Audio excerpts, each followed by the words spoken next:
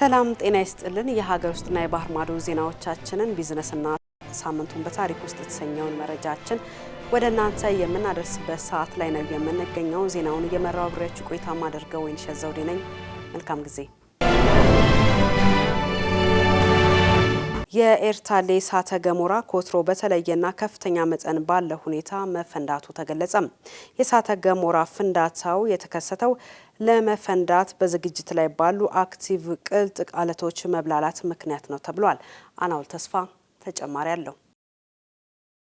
በአፋር ክልል ከሚገኘውና በዓለም ላይ ካሉ ጥቂት ለመፈንዳት ዝግጁ ማለትም አክቲቭ ከሆኑ የእሳተ ገሞራዎች አንዱ የሆነው ኤርታሌ እሳተ ገሞራ ከትላንትና እሁድ 14 ቀን 2018 ዓ.ም ረፋድ ጀምሮ በኃይል እየተንቀሳቀሰ መሆኑ ታውቋል። እሳተ ገሞራው ከፍተኛ መጠን ያለው ጭስ ወደ ሰማይ እየተፋ እንደሆነ በአካባቢው የሚገኙ ምስሎች ያሳያሉ። የሰመራ ዩኒቨርሲቲ ክስተቱን አስመልክቶ ባወጣው መረጃ ከኤርታሌ የሚወጣው ጭስ አፋርዴ እየደረሰ መሆኑንና እንደ ደመና ሆኖ መታየቱን ገልጾ ከኤርታሌ ተነስቶ በአፍዴራ ሰሜን በኩል የሚያልፍ ስንጥቅ መኖሩንም አስታውቋል። በአዲስ አበባ ዩኒቨርሲቲ የጂኦፊዚክስ ስፔስ ሳይንስ እና አስትሮኖሚ ኢንስቲትዩት በበኩሉ ንዝረቱ መኖሩን አረጋግጦ ነገር ግን አዲስ አበባ ድረስ መድረስ የሚችል መሆን አለመሆኑን የሚያረጋግጥ የተመዘገበ ነገር የለም ብሏል። ነገር ግን ክትትል ይፈልጋል ሲል አሳስቧል። የፈነዳው እሳተ ገሞራ መሆኑን አለመሆኑን እንዳልታወቀና የታፈነ እንፋሎት ሊሆን እንደሚችልም አስረድቷል። እንዳወጣው መረጃ ወደ ላይ የሚወጣው ጭስ እንደሚታይና ድምጽም ጭምር እንዳለው ታውቋል። የአፍዴራ ሐይቅም በቅርብ ከመኖሩ ጋር በተገናኘ ከእንፋሎት ጋር የታመቀ ኃይል እንዳለውም ተረጋግጧል። ከአፋር ክልል አደጋ ስጋት አመራር ኮሚሽን ኤርታሌ አሁንም በአንድ በኩል ፍንዳታ እንዳለው አሳውቆ መረጃዎችን በማጣራት ላይ መሆኑን ገልጿል። እስካሁንም በህዝቡ ላይ የደረሰ ጉዳት እንደሌለም አረጋግጧል። የተከሰተው የእሳተ ገሞራ ፍንዳታ ለመፈንዳት ዝግጁ በሆኑ ቅልጥ አለቶች መብላላት ምክንያት የተፈጠረ መሆኑን በአዲስ አበባ ዩኒቨርሲቲ የጂኦፊዚክስ ውሃ ሳይንስ የሴሞሎጂ ትምህርት ክፍል ኃላፊ ፕሮፌሰር አታላይ አየለ አስታውቀዋል። ህብረተሰቡ የአይን ብሌን ልገሳን በተመለከተ ያለው ግንዛቤ ዝቅተኛ መሆን በአቅርቦቱ ላይ አሉታዊ ተጽዕኖ እያሳደረ ነው ሲል የኢትዮጵያ ደምና ህብረ ህዋስ ባንክ አገልግሎት አስታወቀም። በኢትዮጵያ ሁለተኛው የአይን ባንክ በጥቂት ቀናት ውስጥ አገልግሎት መስጠት ይጀምራልም ተብሏል። አማሩ ገብሩ ተጨማሪ አለው። ከ22 ዓመታት በፊት በአዲስ አበባ ምኒልክ ሆስፒታል ውስጥ ስራ የጀመረው የኢትዮጵያ ደምና ህብረ ህዋስ ባንክ አገልግሎት የአይን ብሌን ከበጎ ፈቃደኞች በመሰብሰብ እይታቸውን ላጡ ዜጎች ሕክምና በመስጠት ላይ ይገኛል። በሀገሪቱ ሁለተኛውን የአይን ባንክ በጅማ ከተማ በጥቂት ቀናት ውስጥ እንደሚከፍት ያስታወቀው ተቋሙ ይህንንም የኢትዮጵያ ደምና ህብረ ህዋስ ባንክ አገልግሎት ከጅማ ዩኒቨርሲቲ ሆስፒታል ጋር በመነጋገር እየተዘጋጀ መሆኑን አስታውቋል። በቅርቡ ወደ ስራ የሚገባውን ማዕከል ለመክፈት የዝግጅት ስራው ባለፈው ዓመት እንደተጀመረ የተጠቆመው የአይን ባንኩ በሁለትና 3 ቀናት ውስጥ የመጀመሪያውን የአይን ብሌን ንቅለ ተከላ በማድረግ የአይን ብርሃን መመለስ እንደሚጀምር ገልጿል። እስካሁን በኢትዮጵያ አንድ የአይን ባንክ በአዲስ አበባ ብቻ የሚገኝ ሲሆን በመዲናዋ በ8 ሆስፒታሎች ላይ ደግሞ የአይን ብሌን ይሰበስባል። የአይን ብሌን ጠባሳ ያለባቸው ወገኖችን ለማከም የአይን ባንኮች በተለያዩ የሀገሪቱ ክፍሎች ለመክፈት እቅድ ቢኖርም በሀገሪቱ ያሉ የአይን ብሌን ንቅለ ተከላ ባለሙያዎች ቁጥር አነስተኛ መሆኑ ዋነኛ ፈተና ሆኖ መቀጠሉን አገልግሎቱ ጠቁሟል። ከ5 ዓመት በፊት 5 ብቻ የነበሩት ባለሙያዎች አሁን ወደ 13 ማሳደግ ቢቻልም በሀገር አቀፍ ደረጃ ከሚያስፈልገው አንጻር ግን አሁንም አነስተኛ ነው ብለዋል። ከዚህ ባሻገር ህብረተሰቡ የአይን ብሌን ልገሳን በተመለከተ ያለው ግንዛቤ ዝቅተኛ መሆን በአቅርቦቱ ላይ አሉታዊ ተጽዕኖ እያሳደረ መሆኑን አያይዞ ጠቁሟል።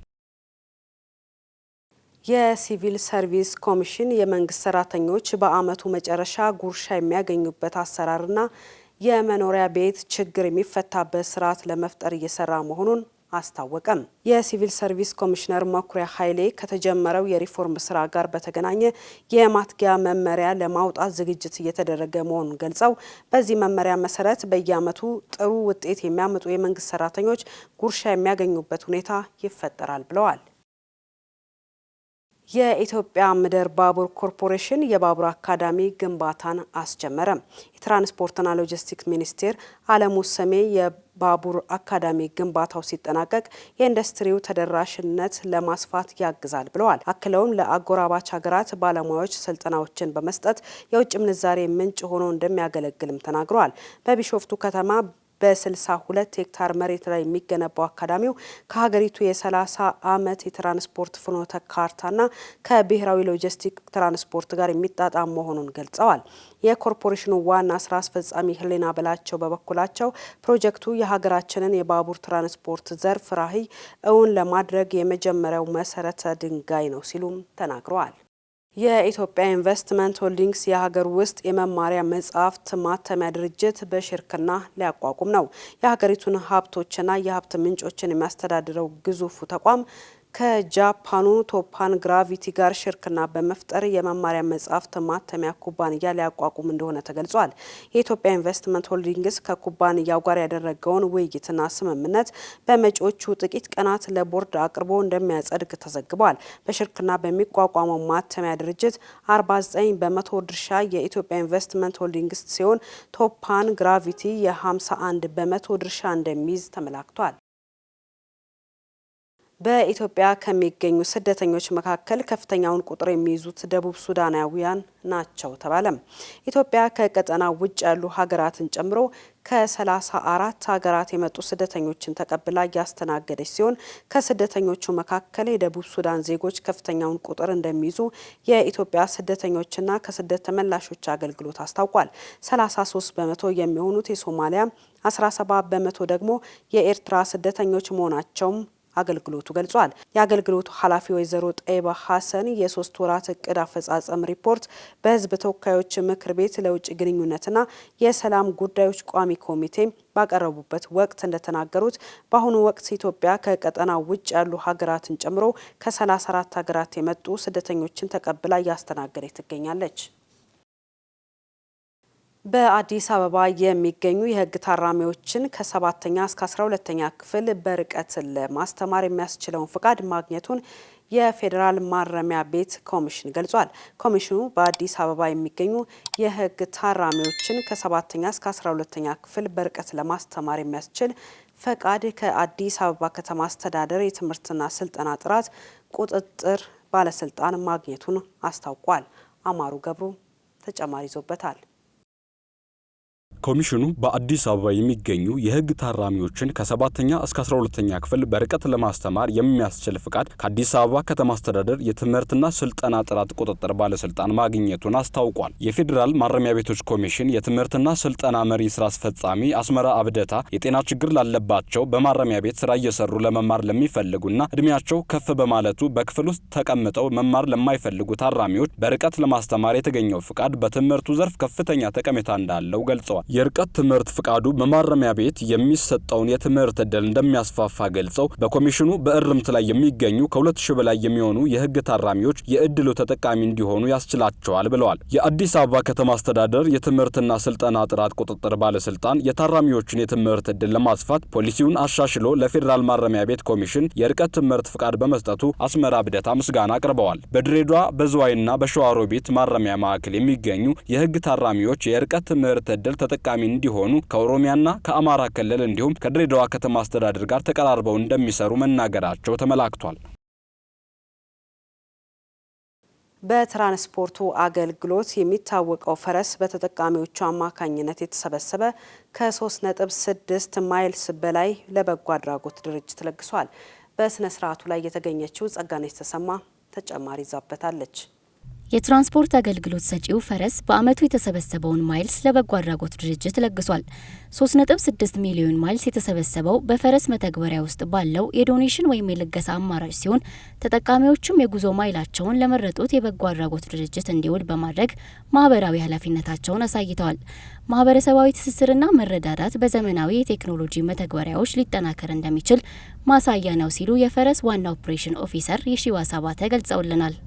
ፈረስ ትራንስፖርት ለደንበኞቹ አፕሊኬሽን ለሚጠቀሙ የ5% ፈረስ ማይልስ ይሰጣል። ይህን ፈረስ ማይልስ ለተለያየ ነገር መጠቀም ይችላሉ። ጨምሮም ለበጎ አድራጎት ድርጅት መስጠት ይችላሉ። ከ3 ሚሊዮን በላይ የአፕ ዩዘሮች አሉ። እነዚህ ዩዘሮች በአፓቸው ላይ ባለው ፊቸር በጎ አድራጎት በሚለው ቻሪቲ ሚለው ላይ በመግባት ዶኔት ማድረግ ይችላሉ። በጎነት በቃል የሚገለጽ እንዳልሆነና ለሌሎች መልካም ነገር ማድረግ ለራስ በምድርም በሰማይም ስንቅ እንደማስቀመጥ ነው ያሉት የመቄዶንያ የአረጋውያንና የአእምሮ ህሙማን ማዕከል መስራች ቢኒያም በለጠ ሲሆኑ ባቡል ሄር ቢላል ሀበሺ ስለ እናትና የኢትዮጵያ ካንሰር ማህበር ተወካዮች የፈረስ ተጠቃሚዎችን ላደረጉት በጎ ነገር አመስግነው ሌሎች ድርጅቶችን ማህበራዊ ኃላፊነታቸውን እንዲወጡ ሲሉ ተናግረዋል። መቄዶንያ አሁን ከ8500 ሰው በላይ በ54 ከተሞች ሰዎች እየተረዱ ይገኛሉ። እንግዲህ በየወሩ ኦልሞስት አንዳንድ ብራንች ከፍተናል ማለት ነው። በአጭር ጊዜ ውስጥ ነው ወደ 54 የደረሰው እና ሰዎች መጥተው እንዲያግዙ፣ ቀጣይም ደግሞ ፈንድሬዚንግ ፕሮግራም አለን። የካቲት 1 ላይ ባለፈው አመት የተደረገው አሁን አመት ሆኖ ማለት ነው። ስለዚህ ሰው ካሁን ጀምሮ እንዲዘጋጅ ዲያስፖራም ያሉ እንዲያገዙን ዩቲዩበሮች ቲክቶከሮችም ይሄን ነገር ፕሮሞት እንዲያደርጉ በመስሪያ ቤትም ሰዎች እንዲያስተባበሩ የሃይማኖት ተቋማትም እንዲያግዙ ቲክቶከር ዩቲዩበር ሶሻል ሚዲያ ያሉ ሰዎች እየመጡ ፕሮግራም እየሰሩ ቀኑን ፕሮግራም እንዲያስተዋውቁልን መቄዶንያ የውጭ ፈንድ የሌለው ቋሚ ገቢ ያለው ድርጅት ነውና የተጀመረው ህንጻ አሁን ትንሽ ነው የቀረው። እሷን ጨርሶ ደግሞ ኢኩዊፕመንት ያስፈልጋል። ሜዲካል ኢኩዊፕመንት፣ ፈርኒቸር ሰው ለማስገባት ነው። በቃ የመጨረሻው ነው። ዛሬ ህብረተሰቡ እንዲሳተፍ ነው። ፈረስ ራሱ ፕላትፎርም ያዘጋጀው ፈረስ ነው። ከዛ ውጭ ደግሞ የፈረስ ደንበኞችም ይህን ድጋፍ ስላደረጉን ማይልሳቸውን ለእኛ ዶኔት ስላደረጉ እጅግ አድርገን እናመሰግናለን። ሌሎች ድርጅቶችም ይህን አርአያ በመውሰድ ድልድይ በመሆን ማህበረሰባችን የመስጠት ችግር የለበትም።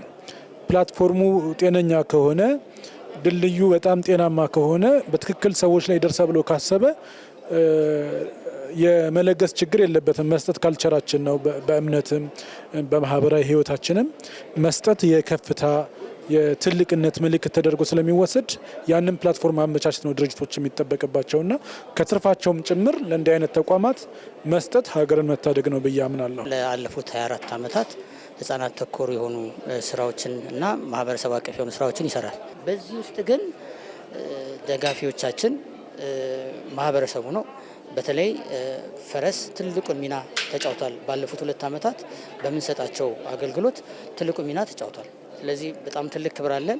ለሌሎች አርአያ መሆን መቻል አለበት። በተለይ እንደዚህ አይነት የዲጂታል ፕላትፎርም ለዚህ ለሶሻል ሪስፖንሲቢሊቲ ጥሩ መሆናቸው ትልቅ አርአያ ነው ብለን እናስባለን። አካውንታቢሊቲም ነው። ይህ የልገሳ መርሃ ግብር ዘንድሮ ለ4ኛ ጊዜ የተከናወነ ሲሆን በቀጣይም ሜሪ ጆይ፣ ባዩሽ ኮልፌ፣ ኬር ኤፒሌፕሲ፣ ፐርሰንስ ዊዝ ዲስኤቢሊቲስ እና ሙዳይ በጎ አድራጎት ድርጅቶች ይካተታሉ።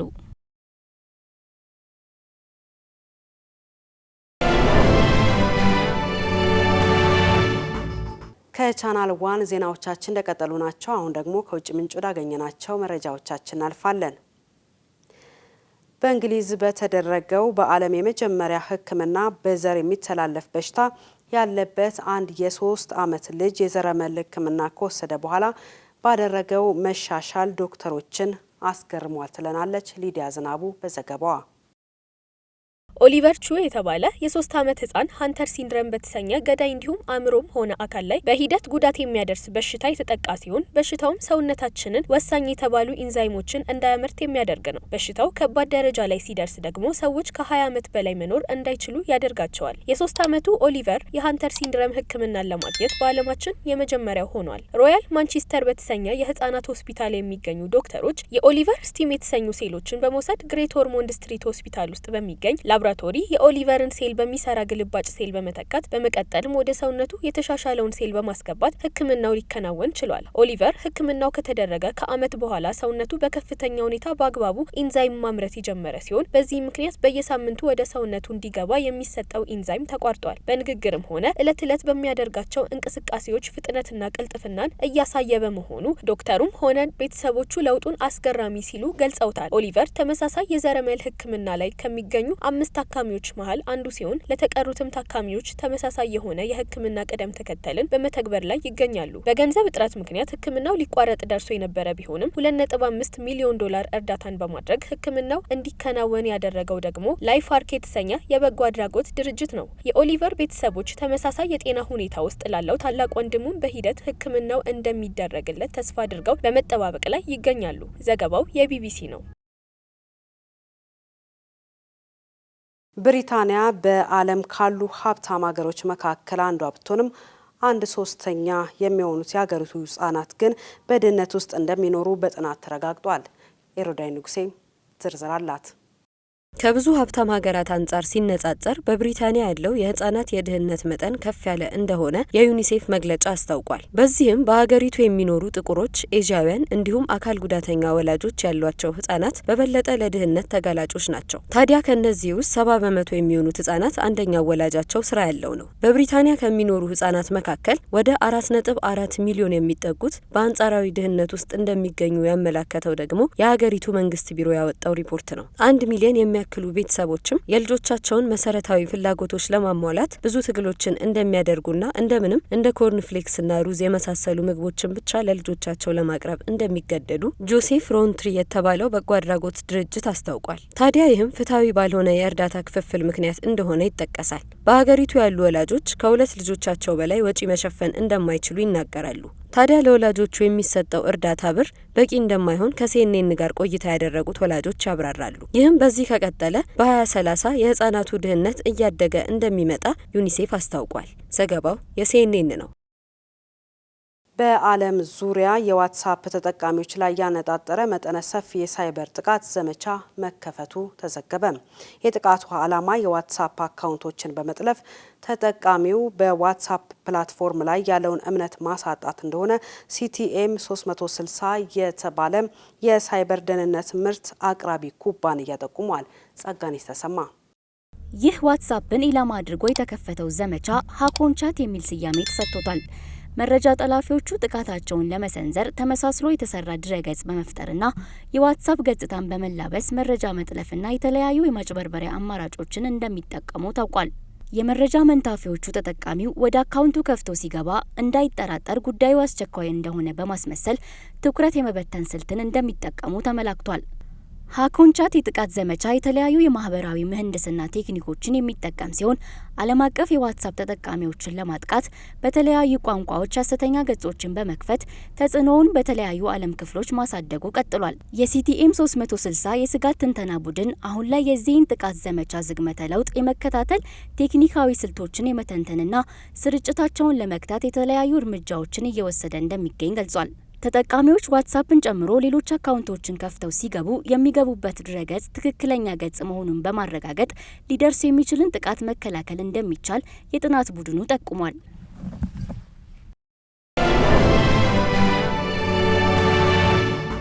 የዛሬ ሳምንቱን በታሪክ ውስጥ 88 ዓመትን ወደ ኋላ መለስ ብሎ የሚያስቃኘንን አንድ ታሪክ መዟል። እንግዲህ በዛሬ ሳምንቱን በታሪክ ውስጥ ፍቺ በህገ መንግስት ወደ ተከለከለባት ሀገር አየርላንድ ያስጉዘናል። አናውል ተስፋ ዝግጅቱን እንደሚከተለው ያስቃኘናል። የዛሬ 88 ዓመት በፈረንጆች በ1937 ዓ.ም የአየርላንድ ህገ መንግስት ወደ ስራ መግባቱን ተከትሎ ፍቺ በህግ ተከለከለ። ውሳኔው ከሀገሪቱ ሃይማኖታዊና ባህላዊ ወግ ጋር ቀጥተኛ ቁርኝነት ነበረው። ህጉ በተግባር ከዋለ በኋላ ግን አየርላንዳውያን ፍቺ የሚከለክለውን ህግ ለማስቀረት ብዙ ተጉዘዋል። የህዝቡ አመለካከት መለወጥ፣ ፖለቲካዊ ክርክሮችና ህጋዊ ጥያቄዎች የአየርላንድ የፍቺ ነውርነትና የነኬነት አስተሳሰብን አቋሙን ተፈታትነውታል። ይህን ተከትሎም የግለሰብና የቤተሰብ መብት ጥያቄዎችን መነሳት ጀመሩ። ለአስርት ዓመታቶች ህጉ ጥንዶች ፍቺን ከመፈጸም አግዷቸዋል። በዚህ ምክንያት አንዳንዶች ፍቺን ለመፈጸም ከሀገር ወጥተው በተለይም ወደ ታላቂቷ ብሪታንያ ለመውጣት ተገደዋል። ኋላ ላይ ይህም ህጋዊ አይደለም ተባሉ። ጥያቄውን ግን አላቆመውም። በግፊቱም ህዝቡ ውሳኔው እንዲካሄድ ወሰነ። የመጀመሪያው በፈረንጆች በ1988 ዓመት ተደረገ። ፍቺን የማይደግፉ 63.6 በመቶ ለ36.5 በመቶ አሸነፉ። የዛሬ 30 ዓመት በ1995 ዓመተ ምህረት ግን በጠባብ ልዩነት 50.28% ለ49.72% በሆነ ድምጽ ፍቺ እንዲፈቀድ ሆነ። ልዩነቱ የ9000 ድምጽ ብቻ ነበር። በወቅቱ የተመረጡት የመጀመሪያ ሴት የአየርላንድ ፕሬዝዳንት ሜሪ ሮበርትሰን ለውጤቱ መገኘት አስተዋጽኦ ነበራቸው። ህጉም በቀጣዩ ዓመት ከ88 ዓመት በኋላ በ1996 ዓመተ ምህረት ጀምሮ ፍቺን ህጋዊ ያደረገ።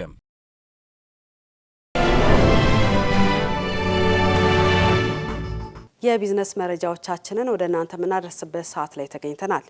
ኢትዮጵያ ህገወጥ የከበሩ ድንጋዮች ዝውውርን ለማስቀረት ማዕድናቱን በኢትዮጵያ የምርት ገበያ ለማገበያየት ዝግጅት ጀምራለች። ለእነዚህና ለሌሎች የቢዝነስ መረጃዎቻችን ማህሌት ደመላሽ። የማዕድን ሚኒስቴር ህገወጥ የማዕድን ንግድና ኮንትሮባንድን ለመግታት በሚል በአገሪቱ ውስጥ የማዕድን ምርቶችን በአየር ትራንስፖርት ማጓጓዝ ላይ ገደብ መጣሉን አስታውቋል። ገደቡ የመጣው በሲቪል አቪዬሽን ዋና ደህንነት መምሪያ አማካኝነት ሲሆን ከክልሎች በአውሮፕላን ተጭኖ ወደ መሀል ሀገር የሚመጣ ማዕድን አቅጣጫ ቀይሮ በኮንትሮባንድ እንዳይወጣ ለመከላከል ያለመ መሆኑ ተገልጿል። በተጨማሪም ኢትዮጵያ የከበሩ ድንጋዮችን ህገወጥ ዝውውርን ለማስቀረት ማዕድኑን በኢትዮጵያ የምርት ገበያ ላይ ለማገበያየት ዝግጅት መጀመሯን የማዕድን ሚኒስትሩ ሀብታሙ ተገኝ አስታውቀዋል። አህዱ ባንክ በተጠናቀቀው ሂሳብ ዓመት ከ399 ሚሊዮን ብር በላይ የተጣራ ትርፍ ማስመዝገቡን አስታወቀ። ባንኩ 2017 በጀት ዓመት 3.2 ቢሊዮን ብር አዲስ ተቀማጭ ገንዘብ በማሰባሰብ ጠቅላላ ተቀማጭ ገንዘቡን ወደ 7.8 ቢሊዮን ብር ማሳደጉን ያስታወቀ ሲሆን ይህም ከቀደመው ዓመት ጋር ሲነጻጸር የ69.8 በመቶ እድገት እንዳለው አመላክቷል። 51 በመቶ የሚሆነው የተቀማጭ ገንዘብ ከቁጠባ ሂሳቦች የተገኘ እንደሆነም ተገልጿል። መረጃዎቻችን እንደቀጠሉ ናቸው። የአርባ ምንጭ የአዞ እርባታ ማህበር ከጀርመን ካምፓኒ ጋር የውል ስምምነት መፈረሙንና ለሀገር ውስጥ ባለሀብት 500 አዞዎችን ለመሸጥ መዋዋሉን አስታወቀ። ማህበሩ በቅርቡ ከጀርመን ካምፓኒ ጋር የውል ስምምነት የፈረመ ሲሆን በተጨማሪም ለሀገር ውስጥ ባለሀብት 500 አዞዎችን ለመሸጥ መዋዋሉን የጋሞ ልማት ማህበር ዋና ስራ አስፈጻሚ ዶክተር ዋኖ ዋሎሌ አስታውቀዋል። እንደ ስራ አስፈጻሚው ገለጻ በማዕከሉ ጥገና የተደረገ ሲሆን በአሁኑ ጊዜ ከ4000 በላይ አዞዎች እንደሚገኙ ገልጸዋል። ከነዚህ ውስጥም 1000 ያህሉ ለቆዳና ለተለያዩ ምርቶች ለሀገር ውስጥና ለውጭ ገበያ ለማቅረብ እየተዘጋጁ እንደሆነም አብራርተዋል። ከአዞ ቆዳ የሚሰሩ ቦርሳ፣ ቀበቶ፣ ዋሌትና የመሳሰሉ ቁሳቁሶች በውድ ዋጋ ስለሚሸጡ ከፍተኛ የውጭ ምንዛሬ ሊያስገኙ እንደሚችሉም ተመላክቷል።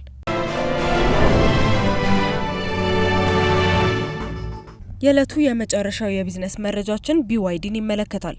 የዓለማችን ቁጥር 1 መኪና አምራች ኩባንያ ቴስላ በተቀናቃኙ BYD በገቢ ተበለጠ። የቻይና የኤሌክትሪክ ተሽከርካሪ አምራች የሆነው BYD እንደ አውሮፓውያን አቆጣጠር በ2024 ዓ.ም ባስመዘገበው ጠቅላላ ዓመታዊ ገቢ ተቀናቃኙን የአሜሪካ ቴስላ ኩባንያን ለመጀመሪያ ጊዜ በልጦ መገኘቱን ዓለም አቀፍ የፋይናንስ ሪፖርት አረጋግጧል። ቴስላ ኩባንያ በ2024 ጠቅላላ ገቢ 97.7 ቢሊዮን የአሜሪካን ዶላር ያስመዘገበ ሲሆን BYD በበኩሉ 107 ቢሊዮን የአሜሪካን ዶላር ገቢ መዝግቧል። ይህ የገቢ ብልጫ የቻይና ኩባንያ በዓለም ትልቅ በሆነው የቻይና ገበያ ውስጥ የኤሌክትሪክ ተሽከርካሪዎችን በከፍተኛ ሁኔታ በማምረትና በመሸጥ ባስመዘገበው ውጤት የመጣ ሲሆን በአመቱ አጠቃላይ ወደ 4.3 ሚሊዮን የሚጠጉ የኤሌክትሪክና ቅልቅል ወይም የሃይብሪድ መኪኖችን በመሸጥ የገበያ መሪነቱን ተቆጣጥሯል።